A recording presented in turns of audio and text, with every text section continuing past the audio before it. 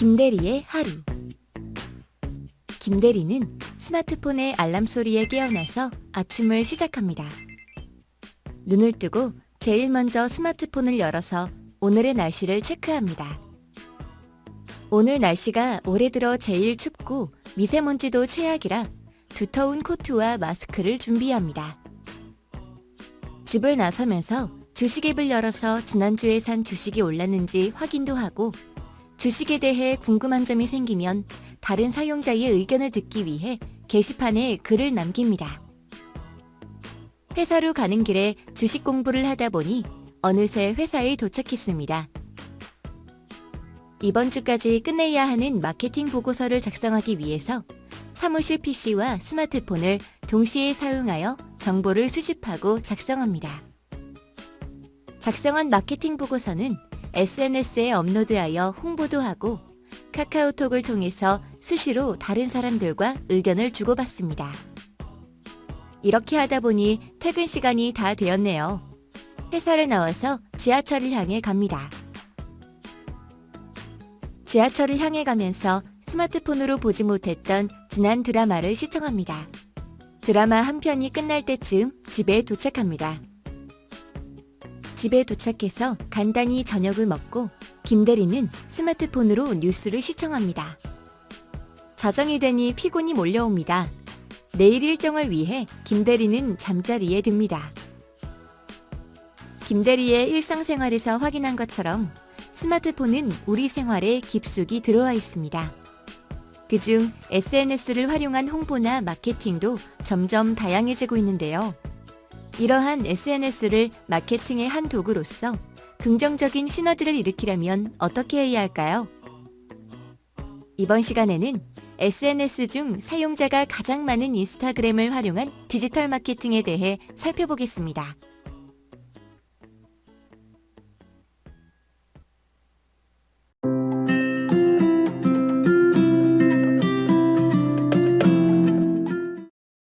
우리 이전 시간에 트리플 미디어 전략을 공부하면서 3쿠션 전략도 좀 봤고요. 이 트리플 미디어 전략은 비단 IMC뿐만 아니라 마케팅 기본적인 컨텐츠 마케팅 할 때 필요한 내용입니다. 꼭 숙지하시고요. 이번 시간부터는 SNS 마케팅 중에 인스타그램 마케팅을 좀 집중적으로 살펴보고자 합니다. 자, 인스타그램. 페이스북이 인스타그램 합병을 했죠. 샀습니다. 2012년 페이스북에 약 1,000억 달러, 어마어마하죠. 1조 2천억 원의 인수합병을 했습니다. 페이스북이 인스타그램을 인수하지 않았다면 어떻게 됐을까요?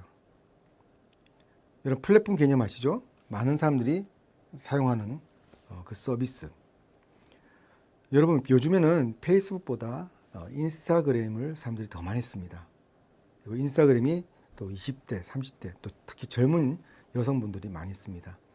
이 마케터들의 이야기 중에 여성들, 젊은 여성들을 공략을 하면 마케팅에 성공한다는 말이 있듯이 20, 30대 여성들이 이런 트렌드를 많이 만들어냅니다. 페이스북이 인스타그램 인수할 때 내부적으로도 또 외부적 컨설팅 받아서 얼마나 많은 고민했겠습니까? 근데 인스타그램은 그때 당시에 정말 스타트업 기업이었거든요. 직원이 몇 명 안 되는 그런 벤처 기업을 1조 2천억 원에 인수했다는 것은 페이스북이 이걸 잘 판단했고 미래를 잘 예측했다는 긍정적으로 볼 수가 있습니다. 왜냐하면 인스타그램이 독자적으로 좀 커졌다면 페이스북을 삼켰겠죠. 페이스북에 있는 많은 사람들이 인스타그램으로 이동을 하고 서로 경쟁관계 있으면 서로 윈윈이 안 되고 인스타그램에게 엄청난 그런 위협을 느꼈을 겁니다. 자, 인스타그램의 인수 전후의 변화. 자, 페이스북도 사실은 원래 스타트가 PC 기반이었어요. 스마트폰 이전에 나왔었거든요. 그런데 인스타그램 이후에 모바일 앱 기반으로 페이스북조차도 빨리 성장하게 됩니다. 페이스북과 인스타그램은 서로 상승하면서 현재 SNS의 가장 큰 비율을 차지하게 되고 있습니다. 자, SNS 전체적인 트렌드를 한번 볼게요. 자, 버추얼월드가 등장하는 마켓 2.0의 홈페이지, 블로그, 이게 마케팅 도구로 활용했죠. 자, 2012년도에 페이스북이 등장하면서 빠르게 확장됐죠. 블로그와 페이스북을 같이 사용하는 추세로 변화됐습니다.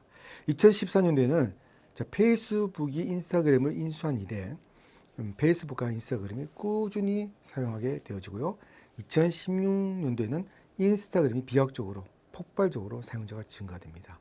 그리고 최근에는 2019년도, 2020년도 이후에는 유튜브가 SNS의 중요한 채널로 부각되기 시작합니다.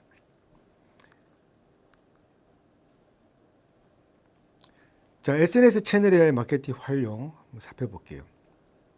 자, 각 기업마다 예산이 다르고 또 집중적으로 관리해야 되는 타겟이 다르기 때문에 앞에 봤던 뭐 페이스북, 트위터, 인스타그램, 유튜브 다 채널 관리를, 마케팅 채널 관리를 하는 회사도 있지만 그 중에서 핵심적이고 어떤 것을 우리 회사는 이걸 더 집중적으로 하겠다. 그래서 소셜미디어 채널을 관리를 합니다.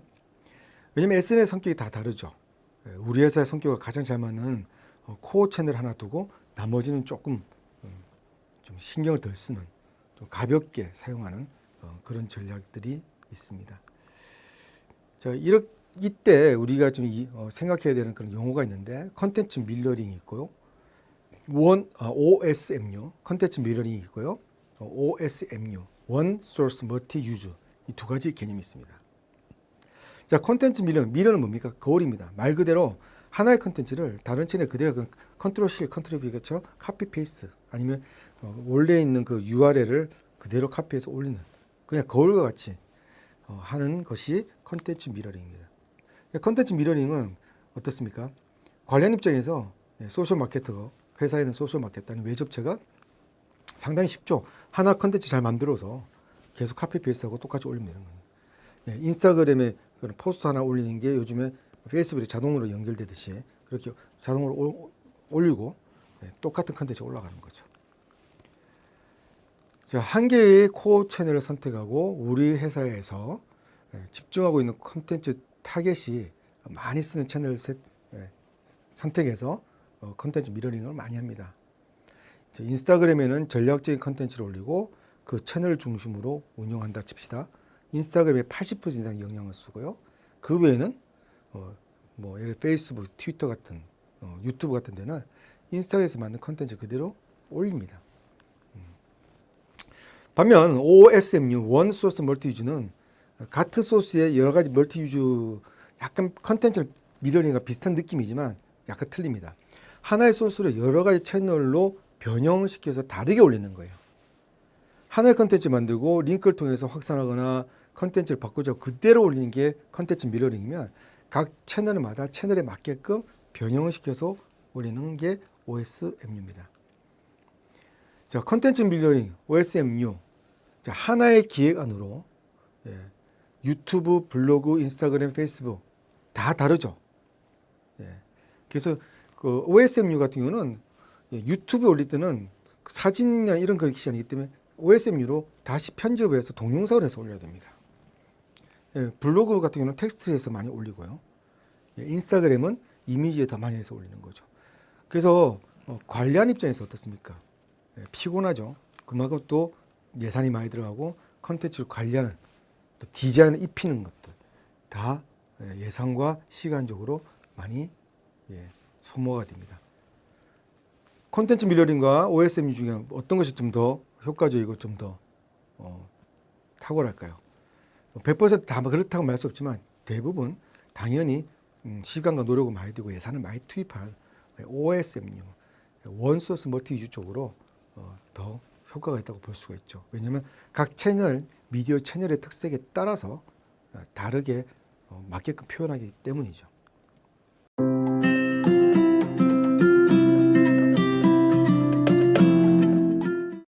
자, 인스타그램의 마케팅 방법을 한번 살펴볼게요. 인스타그램을 딱 집어서 그 많은 채널 중에 한 이유는 가장 핫 이슈가 돼 있고 또 마케팅 툴로서 많이 사용합니다. 페이스북도 많이 사용하지만 최근의 트렌드가 인스타그램이고 또 이것을 갖다가 조금 더 공부하고 보다 보면 페이스북 운영이라든지 이런 쪽으로 또 연결이 되어지고요. 그래서 이 많은 것들 유튜브라든지 트위터, 페이스북 다 일일이 예를 들어서 보여드리고 싶지만 뒤에 또 분량도 있고 뒤에 또 다뤄야 될 디지털 마케팅 예들이 많기 때문에 이번 시간에 인스타그램 하나를 집중적으로 좀 보겠습니다. 어떤 학생들이 찾아와서 인스타그램 자기도 잘하니까 교수님 저도 인스타그램 잘하고 있어요. 뭐 10,000명, 뭐 10만 명 팔로워 수가 있습니다. 인기 계정입니다. 근데 그게 마케팅 툴로서 사용이 되어지는 걸까요? 마케팅 툴로서 인스타그램, 마케팅 미디어, 마케팅 채널로 쓰는 인스타그램과 개인적으로 인기 많은 인스타그램 다릅니다. 비슷한 면도 있겠죠. 왜냐하면 예를 들어서 제가 10만 명 인기 있는 교수로서 팔로워가 많아서 여기에 내가 글을 올리고 또 내가 뭔가 상품을 갖다 띄울 때 상품을 협찬을 받아서 그죠? 그 상품을 대신 간접적으로 노출해서 대신 대가를 받는지 이런 것도 가능하죠. 근데 제가 이 시간부터 이해하고 싶은 거는 프로페셔널하게 전문적으로 회사에서 브랜드 계정을 만들어서 인스타 브랜드 계정에서 운영하는 방법 어떻게 해야 되는지 기본적인 것 또 인사이트 이런 것들을 얘기해 드리고 싶습니다. 자, 인스타그램을 하나의 마케팅 채널로 인식해서 그것을 전문적으로 운영하기 위해서는 사실 대충 올려가지고 사람들 많이 모으고 이 정도가 아니라 그 안에 마케팅 노하우가 있어야 되고 컨텐츠, 우리 트리플 컨텐츠 뭐 이야기했죠. 뭐 3쿠션 전략도 이야기했죠. 그런 모든 것들이 다 녹아들어서 프로페셔널하게 해야 됩니다. 그래서 인스타그램 제대로 운영하는 거 쉽지가 않습니다. 자, 먼저 컨셉을 설정합니다. 첫 번째 단계예요. 자, 인스타그램 마케팅에서 가장 중요한 일이자 제일 먼저 해야 되는 게 뭡니까? 컨셉 설정합니다. 자, 일반 계정의 인스타그램은 뭐 개개인의 소소한 이야기 아까 말했듯이 교수님 뭐 저도 인스타그램 10,000명 팔로워가 있어요. 그거는 일반 계정이죠. 근데 회사에서 운영하는 브랜드 계정은요 상당히 체계적이고 전략적인 컨텐츠를 올려야 됩니다. 막 올리면 안 됩니다. 그 하나하나 올린 게 실수를 했을 때 또 브랜드에 엄청난 데미지가 있습니다. 자, 컨셉 설정, 컨텐츠의 성격, 계정 전체의 룩앤필, 룩앤필이라는 말 계속 쓸 건데 그 느낌이라는 게 있습니다. 뭐 만화적인 요소로 좀 약간 퍼니하게 가는 그런 인스타그램 계정도 있을 수 있고요. 사진처럼 이렇게 멋있는 사진처럼 전체 인스타 계정 느낌이 이건 보면 느낌이 프로페셔널하다. 뭐 이런 것들 룩앤필 있죠. 그걸 정하셔야 되는 거죠. 그래서 컨셉 설정하기가 정말 중요해요. 컨셉이 설정돼야지 그 뒤에 나머지 운영이 따라오게 되어 있습니다. 자, 컨셉 설정할 때 첫 번째 what 제일 중요합니다. 무엇을 보여줄 것인가. 당연히 여행사 계정을 운영하면 여행에 관한 컨텐츠죠. 뭐가 있죠? 뭐 좋은 여행지, 뭐 3쿠션 전략을 하면 당장 뭐 이렇게 우리 회사 이벤트가 아니라 좋은 여행 갈 때 어디 맛집, 또 남들이 안 간 그런 골목길 상권, 거기서 어떤 상품 이런 것들, 그런 것들이 컨텐츠로 올라야 되겠죠. 그러니까 무엇을 보여줄 것인가. 여행사를 해서 그냥 여행에 관련된 컨텐츠라고 이야기하면 너무 아마추어예요. 그 컨텐츠가 먹거리 될 수도 있고요. 상점이 될 수도 있고요. 상점에 여러 가지 아기자기 수비니어 그런 제품들이 있을 수 있고요. 사람 사는 이야기도 있고 여러 가지 있어요. 근데 이걸 어떤 걸 취사 선택해서 짜맞춰서 스토리텔링 할 것인지 여러분들 마케터들의 그 회의를 통해서 전략을 짜야 되는 거죠. 그래서 보통 팀으로 보통 인스타그램 계정 운영하는 게 더 프로페셔널합니다. 혼자서의 생각은 아이디어는 한계되어 있거든요. 뭐 요식업도 마찬가지죠. 음식 관련된 컨텐츠 너무 단순하죠. 근데 제대로 된 컨셉을 정하려면 왓도 굳혀야 되는 거죠. 음식, 뭐 건강 음식 이런 것들도 보여주고 어떤 뭐 상권이라든지 이런 것도 보여줄 수도 있고요. 왓이 중요합니다. 자, 왓의 컨셉을 설정 시 유의사항은 상품을 노골적으로 드러내는 것이 아닌 고객이 좋아할 만한 내용을 섞는 전략까지 고려해서 컨셉을 설정한다. 아까 이야기했던 것처럼 여행업 같은 데 뭐 상권부터 여러 가지 컨텐츠를 섞어야 된다고 그러잖아요. 뭐 여행의 뭐 먹거리 같은 거 이런 것들 그 왓을 설정하는 것 처음부터 컨셉 잘 만들어야지 그 안에서 그런 왓 세부적인 왓까지 미리 계획을 해놓고 들어가셔야 돼요. 회사 상품은 직접적인 노출하는 사진과 글은 고객이 관심 없어 합니다. 3쿠션 전략하고 똑같은 이야기입니다. 우리가 봤던 3쿠션 전략 7, 80% 3쿠션, 2쿠션 섞어서 고객이 관심 있어 하는 콘텐츠를 왓으로 설정하는 거죠. 이 왓이면 여행이면 여행의 왓 딱 하나만 있는 게 아니라 왓 안에 작은 서브 왓, 서브 왓 1, 서브 왓 2, 서브 왓 3 이렇게 딱 정해서 이걸 어떻게 자유롭게 섞어서 어떻게 올리냐를 생각하셔야 되는 거죠. 그리고 20, 30%는 그 회사의 여행업이라면 직접적인 상품이라든지 이벤트 이런 것들을 올리는 거죠. 자, 왼쪽과 오른쪽이 있습니다. 여러분 딱 얼핏 봤을 때 어떤 게 더 마음에 쓰이고 더 친근감이 있고 자꾸 이렇게 계정 들어가서 보고 싶은 인스타그램 계정입니까? 누차게 얘기했지만 왼쪽은 천편일률적으로 뭡니까? 계속해서 이벤트, 울릉도, 인도 회사 소개만 이벤트만 계속 올렸어요. 그러면 사람들이 어떻게 생각합니까? 뭐 원래 알지만 이거는 그냥 이벤트만 하는 그냥 여행 회사구나. 그냥 자기 회사 이벤트 소개해서 이걸 조금은 상품 가입하라는 거구나. 식상하죠. 근데 단 오른쪽 보세요. 오른쪽 어떻습니까? 중간중간 이벤트는 있긴 있어요. 근데 진짜 실생활에 여행을 갔다 온 사람들, 여행 때 찍은 아름다운 풍경, 위치, 좋은 것들 이런 것들 섞어 있죠. 3쿠션 전략과 섞여 있죠. 당연히 오른쪽 쪽으로 더 사람들이 쓰려고 하죠. 자, 디지털 레버리지 우리가 디지털 마케팅의 방법으로 했는데 항상 제가 이걸 앞에 이야기 때 해서 뒤에 이 이론이 적용이 안 되는 겁니다. 항상 이 이론과 함께 여러분들 인스타그램도 하시고 나머지 브랜드 앱 같은 그런 어플리케이션을 만들 때도 항상 디지털 레버리지 방법론을 사용해서 스토리텔링을 만드셔야 돼요.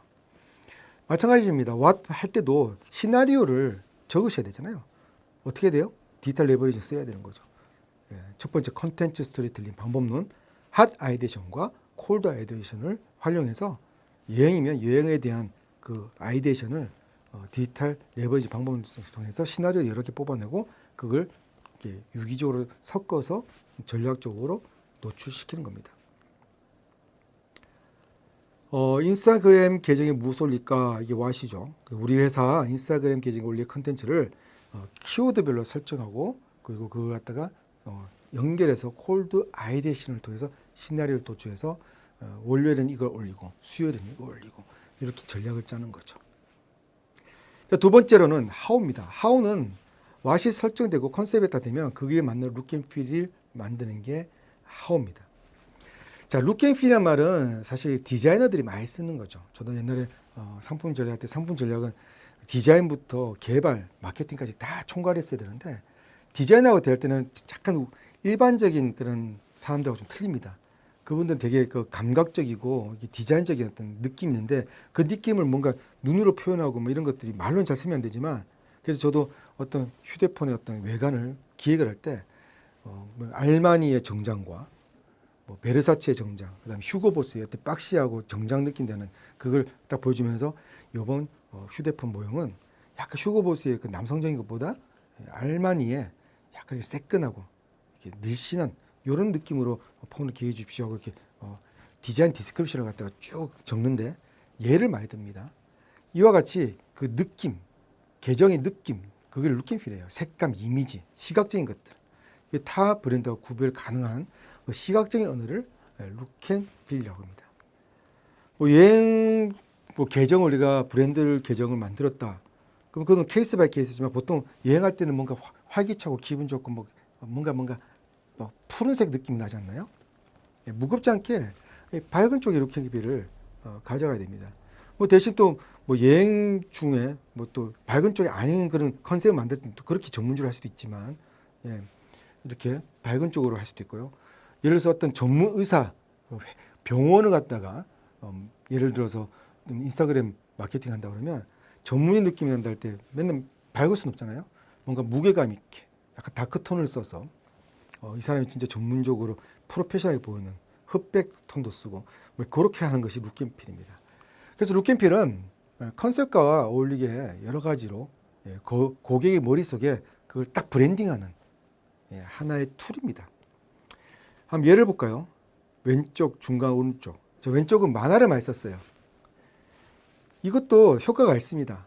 되게 유머스럽고 되게 가볍게 보이고 젊은 애들 타겟층이 젊은 애들 뭔가 좀 가볍고 이게 좀 그림 보고 만화 보고 뭔가 이렇게 정보를 얻는 거 좋아하는 쉽게 접근할 수 있죠. 대신 오른쪽으로 가면 갈수록 사진 위주의 뭔가 조금 더 프로페셔널하게 보이죠. 이런 것들을 룩앤필이라고 합니다. 이거 룩앤필 보세요. 앞에 있는 것보다 좀 더 전문성이 느껴지죠.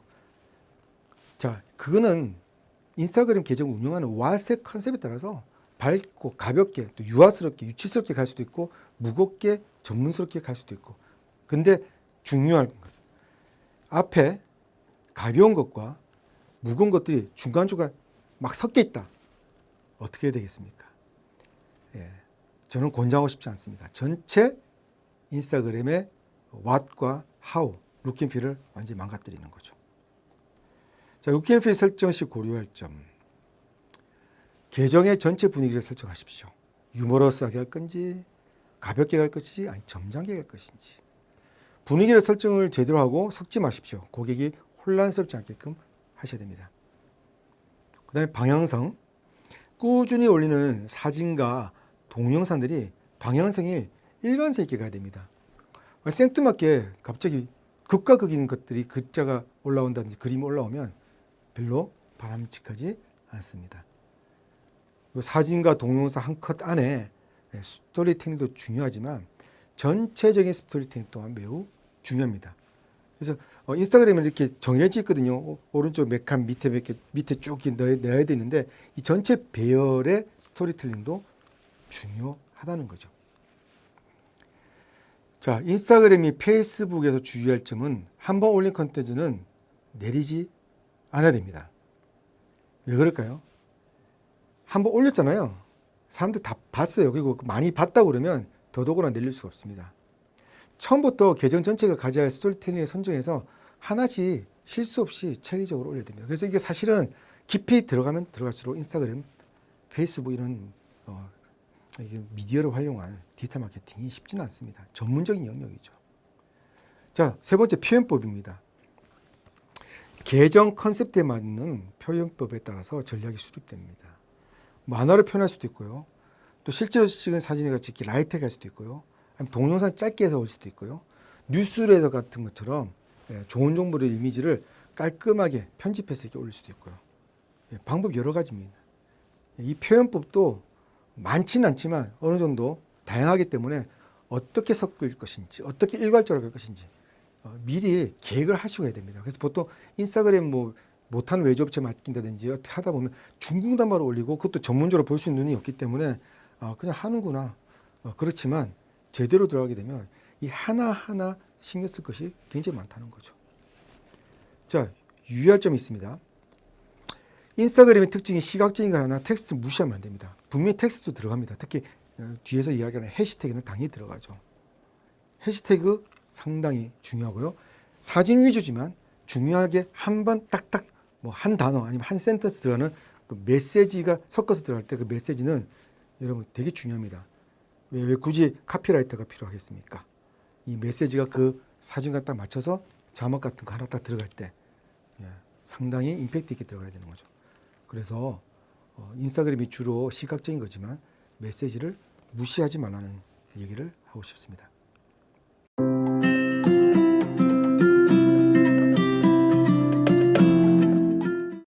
자, 인스타그램 마케팅에서 타겟팅을 좀 알아보겠습니다. 전에 이야기할 때 소셜 마케팅이라든지 디지털 마케팅, 특히 벌초우드에서는 이렇게 대다수의 사람들한테 동시에 퍼질 수 있고, 그죠? 그리고 글로벌하게 지역의 경기가 없기 때문에 그런 특징이 있어서 타겟팅을 조금 여러분들이 생각할 때 들었을 때 내려놓고 타겟팅 없이 할 수도 있겠다, 그렇게 할 수 있겠지만 인스타그램이나 페이스북 설정할 때 이렇게 페이드 미디어처럼 돈을 지불해서 어떤 사람들한테 누구한테 전달할지 타겟팅의 설정이 분명히 있죠. 타겟팅이 중요합니다. 무시하면 안 됩니다. 앞에서 얘기했던 그 벌초우드를 통한 부투자 다수에게 번진다는 것은 컨셉츄얼하게 이론적으로 이 벌초우드 안에서의 서비스는 그렇게 움직인다는 뜻이지, 이런 마케팅 할 때는 기본적인 타겟팅, STP 보통 이야기 많이 하는데 상당히 중요한 이야기입니다. 자, 인스타그램 타겟팅한 방법을 볼게요. 먼저 컨셉이 정해졌죠. 무엇을 올릴 것인가. 그 다음에 how, 어떻게 올릴 것인가. 어떤 느낌으로 고객에게 가져갈 것인가. 이렇게 정해지면 이제 인스타그램을 이제 전략적으로 운영을 해야 되는데 일단 타겟팅을 하셔야 됩니다. 사실 타겟팅을 하고 나서도 그 예를 들어서 20, 30대 타겟팅해도 40, 50, 60대가 볼 수도 있어요. 그죠? 예, 이게 벌초월드 특성이기 때문에 더 탁월하게 많이 뻗어나갈 수 있습니다. 그렇지만 컨셉을 정할 때 명확하게 타겟팅을 하고 인스타그램을 하는 것과 중구난방식으로 타겟팅 없이 하는 거랑은 천지차별입니다. 왜냐하면 스토리텔링에 일관성이 없고요. 그냥 막 약간 가비지, 쓰레기 컨텐츠가 막 올라온 것처럼 정신없이 올라갑니다. 타겟팅, 인스타그램에서 중요합니다. 자, 계정 올리는 컨텐츠가 누구를 대상으로 하는 컨텐츠인가? 자, 타겟이 정확하지 못하면은 일관성이 없고요. 잡다한 컨텐츠가 섞이게 되고, 그 다음에 제작이 힘듭니다. 이거 소비자 입장에서는 혼돈스럽습니다. 자, 타겟팅 방법 여러분 당연하게 타겟팅은 어디서 나온 이야기입니까? 마케팅의 고전, 제일 여러분 마케팅을 공부할 때 STP를 제일 먼저 배우잖아요. 그 다음에 뭐 포피믹스도 배우고 이제 쭉쭉 나가는데 STP에 나오는 게 타겟팅이죠. STP, 세그멘테이션, 그다음에 타겟팅, 그다음에 포지셔닝. 그래서 시장을 세그멘테이션 여러 개 나눠서 그 여러 개의 세그멘테이션 세분화된 시장 중에 나는 이쪽으로 타겟팅하겠다. 그게 타겟팅이죠. 그렇기 때문에 타겟팅하기 위해서는 세그멘테이션이 필요해요. 세그멘테이션이 있어야 타겟팅 나오는 거죠. 자, 시장을 어떤 기준으로 세분화하는 건데 보통 기본적으로 아주 쉽게 하는 게 인구 통계학적입니다. 자, 예를 들면 10대, 20대 사이, 20, 30대, 30, 40대, 50, 60대 이게 전체 인구의 나이별로 세그멘테이션 하는 거죠. 그 중에서 나는 20, 30대에 타겟을 하겠다. 이게 타겟팅입니다. 자, 타겟팅이 여러 가지 방법이 있겠죠. 아까처럼 쉽게 나이별로 하는 것도 있을 거고 지역별로 보통 지역별로도 많이 하죠. 뭐 서울, 경기, 충청도, 전라도. 뭐 어떤 맛집 같은 경우는 내가 맛집이 예를 들어서 부산에 있는데 서울 쪽으로 타겟팅할 필요 없이 부산 쪽으로 당연히 타겟팅 해야 되겠죠. 근데 이렇게 쉽게 타겟팅하는 방법도 있지만 약간 복합적으로 라이프 스타일로 시장 타겟팅하는 방법도 있습니다.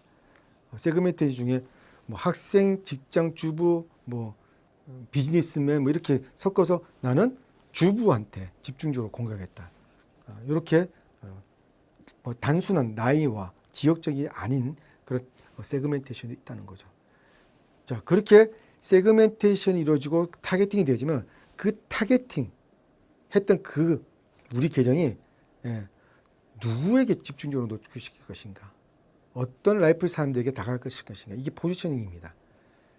경쟁사에 비해서 우리는 타겟팅을 20, 30대에 똑같이 하는 경쟁사도 20, 30대에 똑같이 하는데 우리는 그 가운데서 어떤 룩앤필과 어떤 스토리와 어떤 느낌 또 어떤 컨텐츠를 올리겠다. 이게 포지션이라고 볼 수 있는 거죠. 자, 여행사 인스타그램 개설하고 컨셉트를 설정했다면 먼저 20대 젊은 층을 공략한다. 이게 타겟팅이죠. 타겟팅 중에 라이프 스타일 같은 경우는 나는 직장인, 싱글 사람, 대학생 이렇게 하겠다. 이게 타겟팅입니다.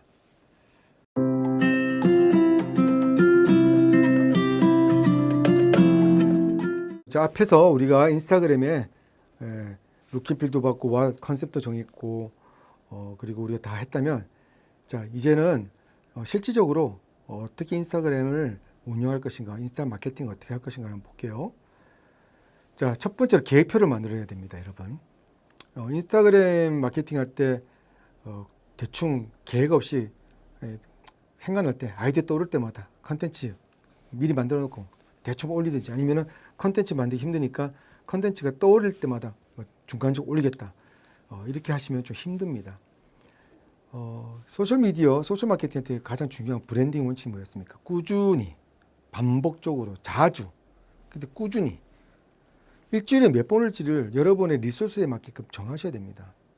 여러분 회사에 이 소셜 마케팅 하는 사람이 뭐 한두 명밖에 없는데 이 많은 것들을 갖다가 매일 하루에 3번 올리겠다.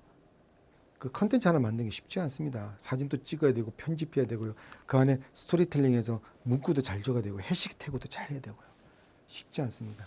근데 욕심을 부려서 하루에 3번 아침, 점심, 저녁 올리고 일주일에 꾸준히 토요일, 일요일까지 올리겠다. 이건 아닌 거죠.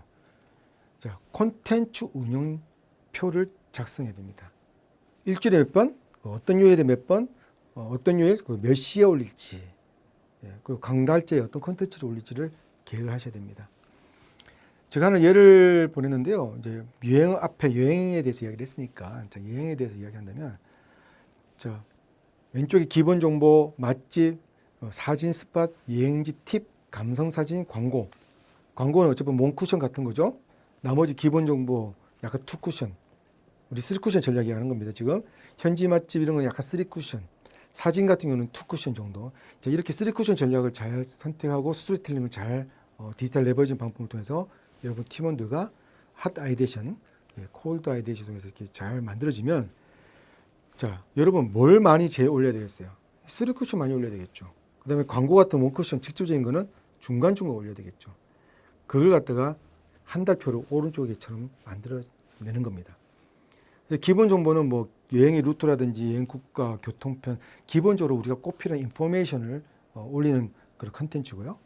현지 맛집 같은 경우 이것도 투쿠션 같은 건데 사진 스팟 이런 것들, 여행지 팁 이런 것들 쭉 사전 조사해서 미리미리 계획하셔야 됩니다. 갑자기 수요일, 목요일에 올려야 되는데 갑작스럽게 또 목요일 오전에 뭐 이렇게 준비한 게 아니라 미리 컨텐츠 만들어서 제일 좋은 거는 2, 3주 전에 또 뭐 여력이 되면 한 달 전에 미리 쭉 만들어 놓고 거기에 맞게끔 그 시간대에 올리는 게 좋습니다. 그래서 월요일에는 기본 정보 올리고 그다음에 감성 사진은 목요일에 올리고 그 다음 주 화요일 날 하나의 팁입니다. 월, 수, 목, 월, 화, 아니면 화, 목 꾸준히 화목 이렇게 올린 데도 있고요. 저는 이제 제 경험상 이렇게 약간 딜레이를 주든지 또 빨리 해서 월목을 했으면 다음에 화, 금을 하든지 2번 했으면 3번 하든지 이런 것들 그 운종의 묘미가 있습니다. 하면서 얼마나 많은 사람들이 유입되는가 그 피드백을 받아서 아 이렇게 할 때 사람들이 더 많이 몰려오는구나 그런 거 보면서 약간 변형을 줄 필요가 있죠. 자, 컨텐츠 운영표를 작성할 때 마케팅 예산에 따라서 일주일에 몇 개의 컨텐츠 올릴지 팀원들과 핫 아이디에이션 통해서 또 콜드 아이디에이션을 통해서 시나리오 작성하고 또 인스타그램에 루캠페이를 만들기 위해서 감성사진 등을 잘 기획해서 올리셔야 됩니다. 자, 여러분 게시물을 업로드하는 시간 하루에 업로드하는 시간이 언제가 좋을까요? 앞에서는 뭐 월, 화, 수 뭐 이런 요일을 이야기했는데 하루 중에 정답은 없습니다. 그런데 상식적으로 일을 열심히 하고 있는 과정에 이렇게 스마트폰 많이 보고 있는 위에 부장님이나 상무님한테 약간 눈치 보이죠? 통계적으로 많이 보는 시간대가 출근할 때 지하철에서 오전 8시, 9시 사이 그리고 퇴근 시간에 또 오후 6시 이후 또 하나 뭐 더 추가한다면 점심시간에 동료들과 점심시간에 오면서 걸으면서 잠시 이렇게 보는 것 그때 올리는 게 효과적이라는 얘기도 있습니다. 근데 정답 아닙니다. 어떨 때는 제 경험상 실수로 새벽 2시에 올린 적도 있는데 또 그것도 노출이 많이 되는 경우도 있습니다. 그러나 보편적으로 이런 시간대가 출근 시간, 퇴근 시간, 점심시간이 좋다는 겁니다. 자, 인스타그램에서 가장 중요한 얘기를 좀 합니다. 이제 해시태그를 이야기할 텐데요. 해시태그 이렇게 샵 표현이 돼 있죠. 샵으로 되는 기호가 돼 있는 거, 그 뒤에 단어. 이거는 이 검색에 잡히기 위해서 해시태그를 붙이는 겁니다. 그래서 해시태그에서 여기서 여행, 해시태그, 뭐 싱글. 그러면 싱글을 갖다가 이렇게 인스타그램에서 검색 치면 거기에 해시태그를 단 그런 그림들, 자기 계정들이 막 노출이 된 거죠.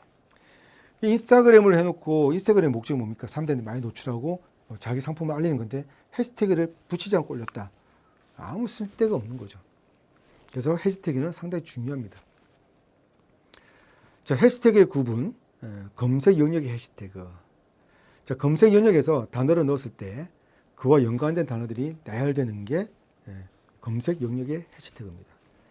자, 인사이트 들어가면은 앞에 검색창이 있는데 거기에 시청역 맛집 하면 시청역 맛집 해시태그를 단 뭐 시청역 맛집 또 시청 띄우고 해시태그 맛집 이런 맛집들이 막 올라오죠.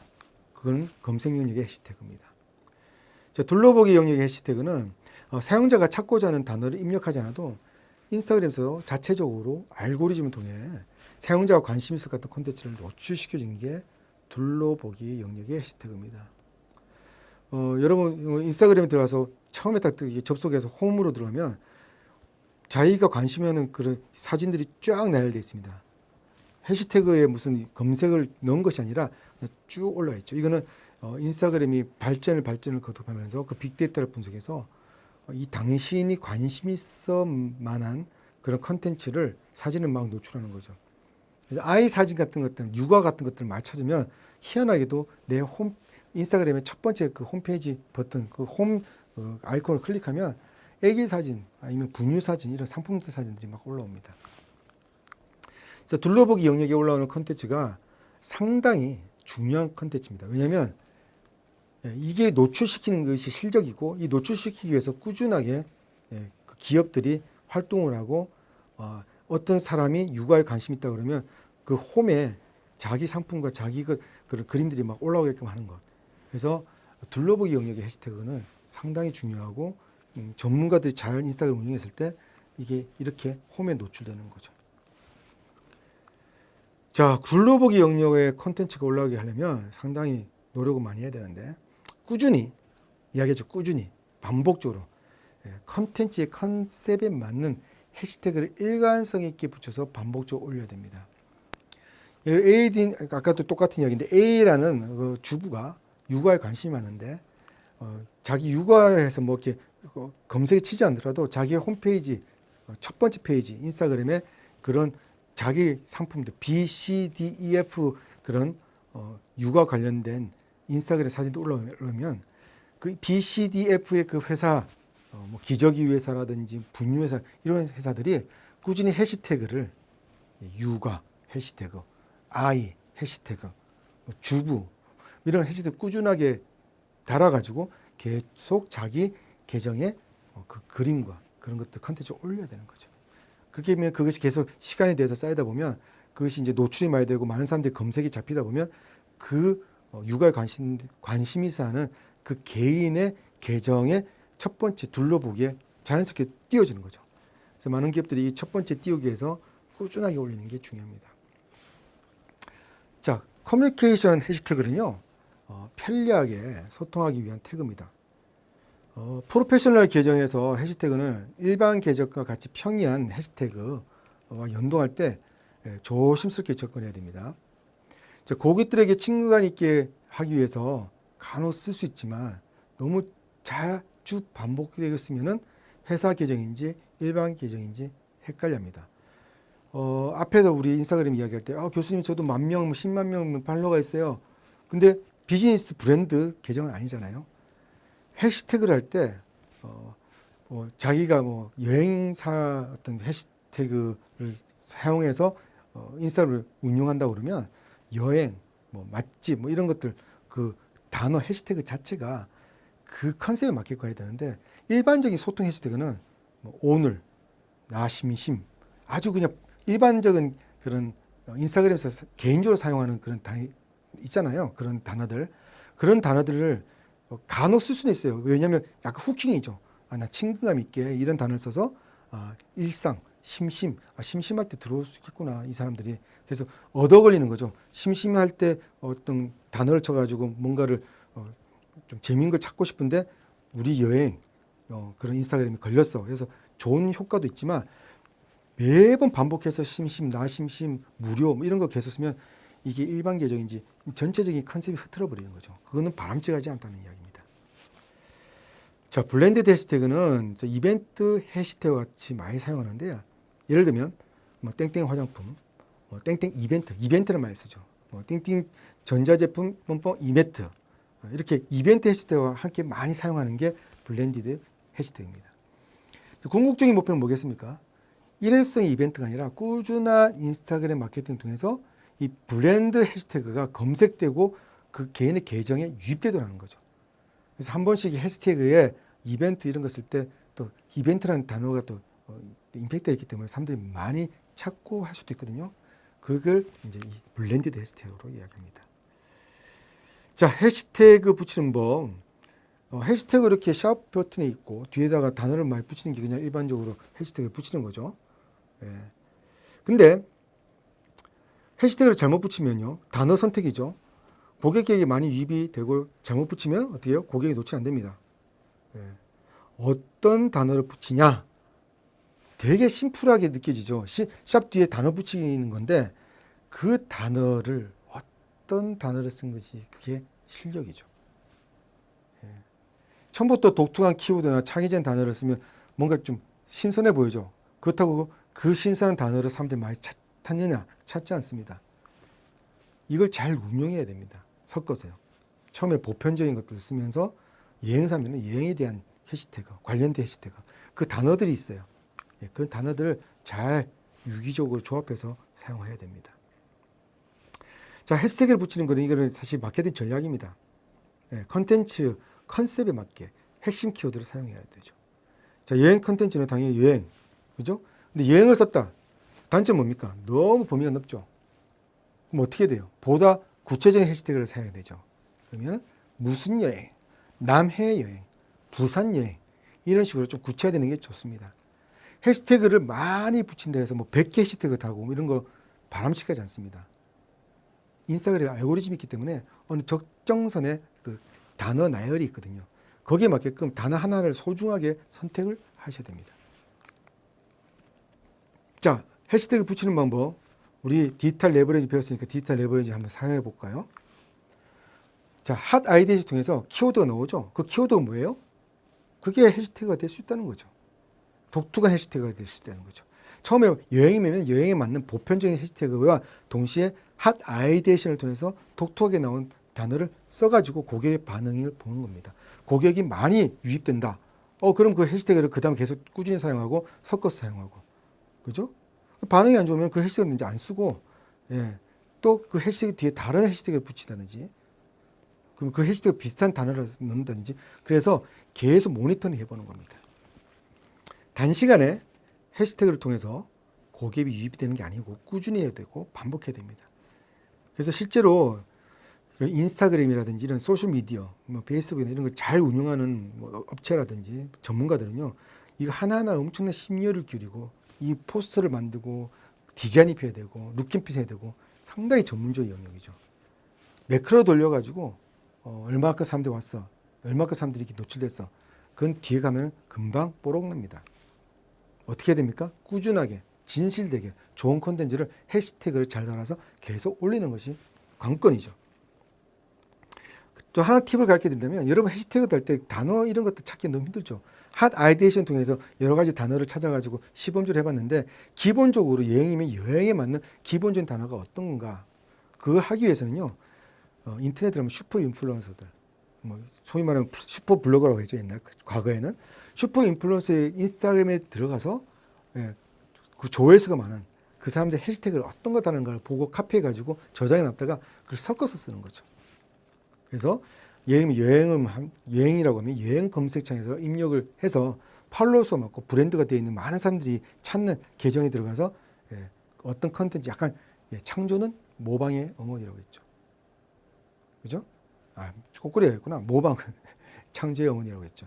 그래서 그런 인플루언서들, 슈퍼 인플루언서들을 계정을 들어가서 해시태그를 분석을 하고 또 컨텐츠를 보면서 그 반응을 보면서 해시태그를 창조적으로 만들어 나가면 좋겠습니다. 자, 이제 컨텐츠 인사이트 지표, 이거는 이제 툴을 사용하는 부분인데요. 앞에까지 해시태그 사용법을 알았다면 이제 인스타그램의 그 안에 내용들, 그 안에 있는 것들, 어떤 것들이 있는지 어떻게 활용할 것인지를 좀 알아보겠습니다. 자, 인스타그램에 들어가면 그 인스타그램의 사진 컨텐츠 하나하나 밑에 보면은 인사이트 지표, 인사이트 보기가 있어요. 그럼 눌러보면요. 이렇게 밑에 하트 모양도 있고 말풍선도 있고 이런 화살표도 있고 그렇죠. 자, 도달 먼저 알아볼게요. 밑에 보면은 오른쪽에 212 도달이 돼 있는데 이 도달 내 컨텐츠가 몇 명에 도달했느냐에 대한 숫자입니다. 당연히 숫자가 높으면 높을수록 좋죠. 그 왼쪽은 뭘까요? 프로필 방문 숫자입니다.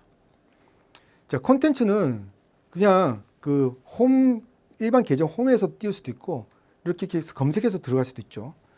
근데 이 컨텐츠가 좋아서 진짜로 내가 이 계정에 들어가서 이 계정에 어떤 컨텐츠가 있는지 한번 알아봐야 되겠어 해서 그 계정을 클릭해서 들어가는 게 프로필 방문 숫자입니다. 자, 프로필 방문 숫자가 뭐예요? 많으면 많을수록 너무 좋죠. 왜냐하면 컨텐츠가 매력적이고 노출이 잘 됐기 때문에 내 계정 전체를 보고 싶어하는 사람들이 많이 들어왔다는 겁니다. 그게 프로필 방문 숫자입니다. 자, 여러분은 프로필 방문 숫자를 많이 늘려야 되겠죠. 자, 왼쪽에 하트 표시는 뭘까요? 페이스북의 좋아요 표시와 같습니다. 아, 이 그림, 이 컨텐츠가 너무 좋네요. 그래서 누르는 거죠. 화살표는 뭘까요? 이 컨텐츠를 얼마나 많은 사람들이 공유했는가, 공유. 인스타그램도 이 컨텐츠를 공유할 수가 있거든요. 공유가 많으면 많을수록 좋은 거죠. 너무 이 컨텐츠가 좋아서 다른 사람들과 내 계정에서 공유하고 싶다 해서 공유하는 숫자입니다. 자, 그 옆에 이 숫자는 이게 뭘까요? 뭘 뜻할까요? 약간 이게 리본 모양인데요. 얼마나 많은 사람이 내 컨텐츠를 저장했는지에 대한 숫자입니다. 이것도 꽤 중요합니다. 왜? 많은 사람들이 이 숫자가 많지는 않습니다. 근데 너무 좋은 컨텐츠라면 이걸 갖다 자기 스마트폰 PC에 저장하고 싶어 하는 거죠. 이 저장 숫자가 많다는 것은 그만큼 컨텐츠가 탁월하다는 뜻입니다. 자, 공유와 저장 숫자가 많아지도록 계정을 운영하고 꾸준히 좋은 컨텐츠를 올리는 것이 중요합니다. 그래서 우리 앞에 배웠던 여러 가지 STP 타겟팅도 있었고요. 중요한 3쿠션 전략도 있었고, 룩앤필, 왓, 컨셉 어떻게 정할 것인가. 다 복합적으로 여러분들 하셔야 되는 거죠. 자, 해시태그. 자, 해시태그 여기 지표를 보면요. 게시물 인사이트에 딱 들어가면요. 그 게시물 아까 보면요. 그 밑으로 스크롤업 하면요. 밑에 213 밑에 보면 해시태그라는 게 있죠. 자, 해시태그가 0이 된 경우는 내가 이 해시태그를 따라서 내 컨텐츠가 도달하는 게 제로라는 거예요. 그럼 여러분 어떻게 해야 되겠습니까? 아, 이 해시태그가 별로 효과가 없네. 그죠?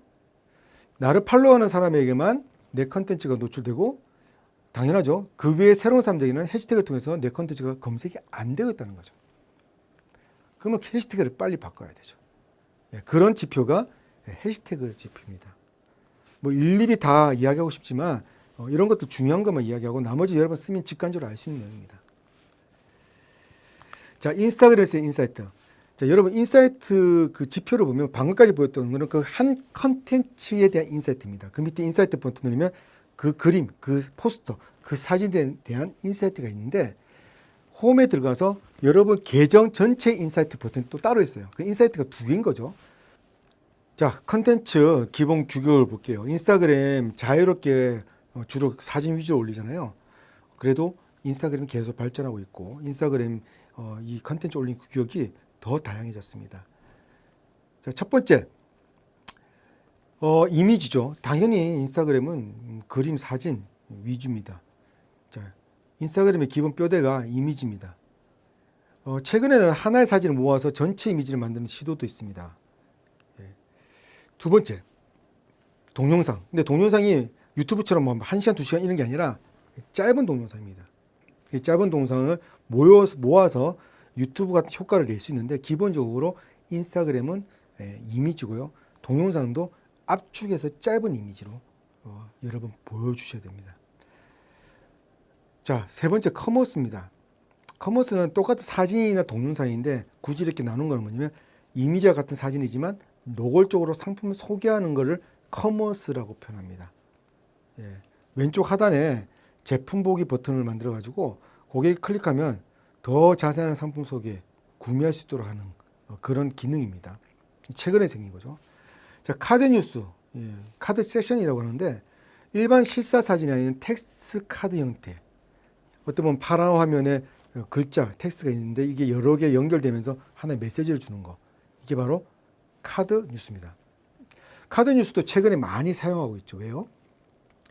일반적으로 사진과 동영상으로 채워진 인스타그램에서 갑자기 카드같이 글자가 탁 나오면서 이 디자인에 입혀진 포스트 형식의 카드가 나오면 갑자기 주의를 환기시킬 수 있죠. 딱 뭐지? 하면서 임팩트가 오는 거죠. 그 글자가 눈에 들어오면서 그 안에 메시지가 각인되어지는 거죠. 카드 첫 장이 궁금증을 자아내는 문구로 되어 있으면 사람이 그 다음에 무슨 이야기가 있을까 넘어가는 거죠. 그래서 고객이 그 카드를 계속 섹션을 넘기면서 그 내용을 보면서 자연스럽게 노출이 되고 자연스럽게 광고 효과가 거는 거죠. 자, 스토리는 인스타그램 보면 이 밑에 그림과 동영상이 있는 남 말고 위에 보면 새롭게 자기 계정의 동그라미 안에 클릭하면 15초 동안 탁 노출되는 실감나는 컨텐츠가 있습니다. 일반 사진은 딱딱할 때 몇 명이 클릭하고 몇 명이 저장하는 걸 보여주지만 누가 내 사진을 봤던 거 안 나옵니다. 근데 스토리 같은 경우는 딱 누르면 친구, 일촌 맺은 친구들이 누가 이 스토리를 봤는지가 나옵니다. 자, 이 스토리 잘 활용하시면 여러 가지 좋은 분석과 마케팅 툴이 될 수 있습니다. 내 스토리를 이렇게 클릭을 할 때 이 사람들이 내 걸 받고 나면은 이 사람들의 세그멘테이션, 이 사람들의 성향들, 어떤 사람들 받는지가 나오잖아요. 그럼 다음에 컨텐츠 만들 때 이 사람들을 참조해서 컨텐츠를 만들 수가 있습니다. 스토리도 되게 중요하죠. 아, 이런 친구들이 내 스토리 하겠구나. 내 상품에 관심이 많네. 그렇다면 이 친구 계정에 한번 들어가 보는 거예요. 그럼 이 사람들이 어떤 게 관심 있구나. 이게 사실 빅데이터 같은 데이터입니다. 친구들의 정보를 잘 분석해서 고객을 분석하는 거죠. 마케팅 분석이죠. 자, 하이라이트는 그 스토리는 딱 15초로 끝나는데 이 하이라이트는 스토리를 갖다가 그 밑에 하이라이트 라인에다가 모아 넣을 수 있습니다. 그 스토리 중에 괜찮은 스토리, 또 반응이 좋은 것들을 하이라이트 통해 이렇게 모을 수 있습니다. 하이라이트를 이렇게 위에다 올려놓으면요, 스토리 중에 좋은 하이라이트, 반응 좋은 하이라이트를 모아놔서 자기 계정이 이런 하이라이트 사람들이 들어가서 보면서 이렇게 컨셉이 이렇구나 더 확실히 알 수 있고 마케팅적으로 좋은 툴이 될 수 있는 거죠. 자, 정리합니다. 인스타그램 마케팅은요, 인스타그램 계정을 처음으로 오픈해서 짧은 시간 내에 많은 팔로워 수가 늘지 않습니다. 많은 사람들이 찾는 인플루언서가 되기 위해서는요, 항상 강조하죠. 꾸준히 컨텐츠를 그냥 막 올린 게 아니라 전략적으로 또 해시태그를 잘 활용해서 노출시키는 것이 중요합니다. 브랜딩과 똑같은 이야기입니다. 인스타그램 마케팅에서 지치지 않고 꾸준히 반복적으로 노출하고 컨텐츠 올리는 것만큼 중요한 것은 없습니다.